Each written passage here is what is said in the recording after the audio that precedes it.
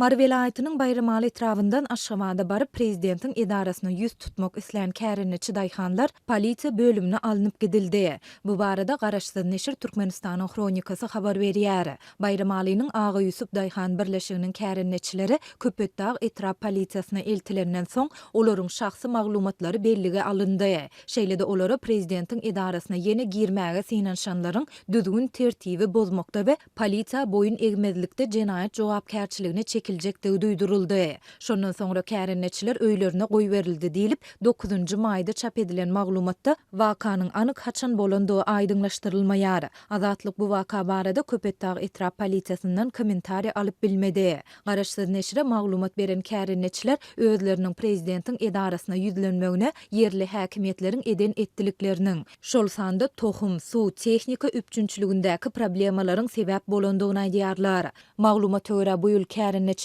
juda peshilli, çüýren, inçe süýümli gowaça tohumlarynyň berilendigi sebäpli ekinler gögörmedi. Şondan soň kärinçilere orta süýümli tohumlar paýlandy. Ýöne ekiş üçin amatly wagtyň geçendigi sebäpli gowaçanyň gögörşi juda pes boldy. Hasyl üçin hasaplaşyk geçirilende bizden inçe süýümli gowaça tohumynyň bahasyny saklap galarlar. Sebäbi onuň bahasy has gymmat. Şeýlelik bilen resmiler biziň hasabymyza öz kemçiliklerini yapýarlar we peýda görýärler. Bizde bolsa diňe ýetgi bolýar diýip neşir bir kärinçiniň sözüni titirledi. Bu waka türkmen häkimetleri ýurtda gowaça ekişiniň tamamlanandygyny öýlan eden mahaly Balkanly kärinçileriň ekişiň 50 götürüm ýerine ýetirilendigini aýtmagynyň ýa gabat geldi. 9-njy maýda Gyzylarwat we Bereket etraplarynyň kärinçileri gowaça ekişiniň gija galmagyna tehnika we ýanyç ýetmezçiligi bilen birlikde şu ýyl sebitde tohumlyk çygydyň üpçünçiliginiň juda pesliginiň hem sebäp bolandygyny aýtdylar.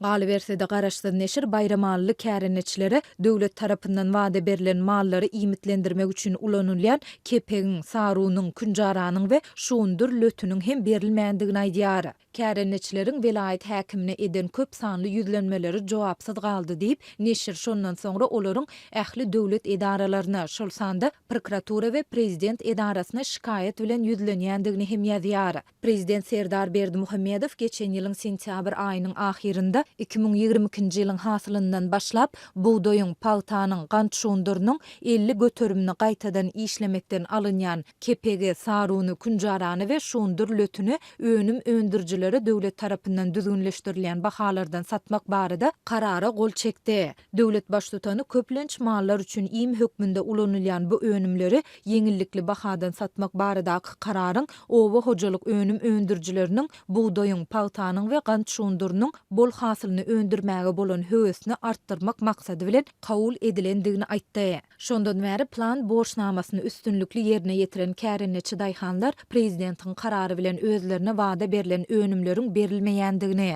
bu barada yerli häkimetleri edýän arş şikaýetleriniň diňlenmeýändigini ençeme gedek beýan etdiler. Türkmenistanda döwlet tawşyrygyna girýän owa hojalyk ekinleri şol sanda palta, buğdoý, şuundur yer alma ýetişdirilende döwlet daýhanlaryň suw, dökün, tohum we tehnika üpçünçilik meselelerini öz üstüne alýar. Öz gedeginde daýhanlar özleriniň kärinde yerlerinden bellenilen möçürde hasyl almagy we alan hasylyny döwletiň kesgitlen narhyndan döwlete satmagy borçlanýarlar. Muňa garamazdan kärinçiler özleriniň üpçünçilik meseleleriniň yaramazdygyny, munyň köplenç ekiş işleriniň gija galmagyny we hasylyň pes bolmagyna getirýändigini ýyllar boýu aýdyp gelýärler. Türkmen hökümeti we metbuat serişdeleri bu barada açaçan mesele gozamaýarlar.